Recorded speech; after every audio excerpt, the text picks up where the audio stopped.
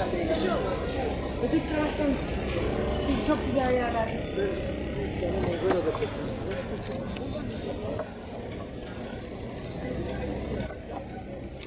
64 yaşında. Çoktan beri ana mesleğim çaycılık. Acı kahvem var, radyo. Ya evde pişiriyor, 4,5 saate yakın kaynıyor. Bunlar migrene, şekere, insanı zihinde bırakan bir kahve.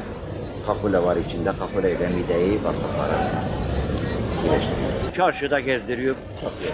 Kahveciliktim. Kahvecilik Diyarbakır'daki o hani bir ara kahve vardı, onu kapattılar, bozdular. O bu mesleği seçtim. İşte ekmeğimizi çıkarıyor, tamam, o kadar. Allah'a bin şükürler olsun, ekmeğimizi çıkarttıktan sonra her şey Allah'tan gelen bir şeydir. Sıcaklar etkiliyor, bazen 40, bazen 45, belli olmuyor. Soğuk havalarda mesela çıkıyorum, karlı havalarda çıkıyorum.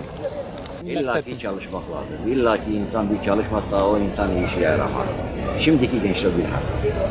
Allah ayaktan düşürmesin bizi her zaman çalışırız.